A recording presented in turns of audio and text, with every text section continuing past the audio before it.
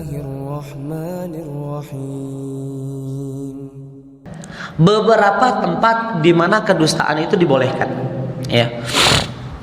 Sebelumnya Anda ingin menggariskan di sini para ulama berselisih pendapat, apakah yang dimaksud dengan tempat-tempat dibolehkannya kedustaan di sini adalah kedustaan dengan makna sebenarnya atau kedustaan yang dimaksudkan di dalamnya adalah tauriyah dan ma'arid, yaitu memunculkan makna lain dari suatu ucapan bukan dusta. Misalnya, ya, antum tahu kasusnya Nabi Ibrahim alaihissalam ketika hendak memasuki kota Babil, ya.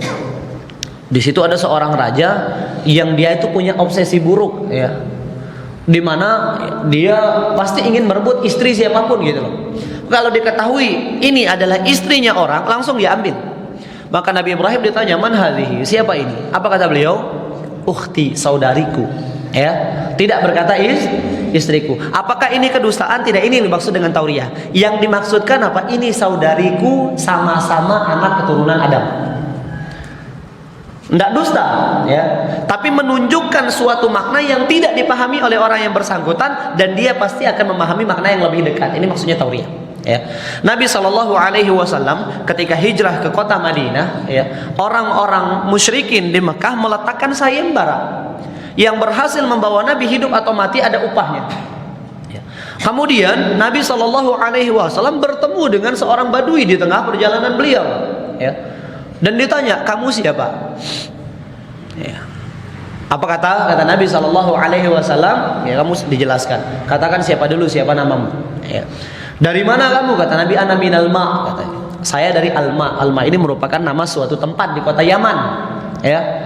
Itu yang dipahami oleh orang Arab Badui ini. Oh, berarti Nabi dari Yaman. Padahal maksudnya Nabi apa? "Ana minal ma." Saya tercipta dari air, yaitu air mani. Maksud Nabi SAW. Jadi tidak dusta gitu.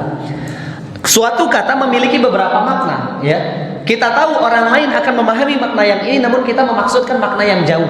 Itu maksudnya tauriyah. Nah, sebagian ulama mengatakan boleh dusta di 3 tempat dengan tauriyah ini. Nah, sebagian yang lain mengatakan boleh dusta secara mutlak di 3 tempat yang akan kita sebutkan. Artinya kalau antum mau menggunakan tauriyah yang tadi, tidak boleh di sembarangan tempat, yaitu hanya di 3 tempat. Yang pertama, fil islahi bainan nas, untuk mendamaikan manusia yang sedang berseteru dan bersengketa. Ada orang mau dibunuh, lari kabur minta perlindungan antum ditanya, "Lihat orang ini enggak?"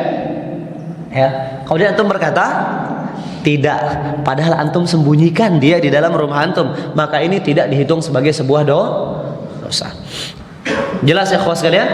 Ya, kenapa? Tujuannya adalah untuk mendamaikan. Contoh berikutnya, datang kepada antum seseorang menceritakan tentang keburukan saudaranya. Ya. Kemudian yang dibicarakan datang, "Benar nggak kemarin fulan itu bicarakan saya ke kamu?" Antum di sini boleh berkata apa? Tidak.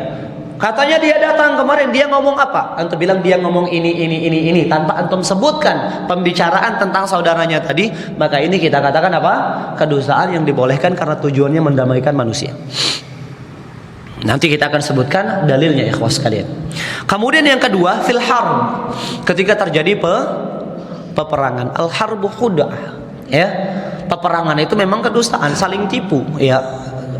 Kalau bahasanya itu, ya, tidak boleh kita dalam perang itu kita ya polos apa adanya di saat orang lain menggunakan makar dan tipu daya gitu. Ya. Maka ini kita di dalam peperangan.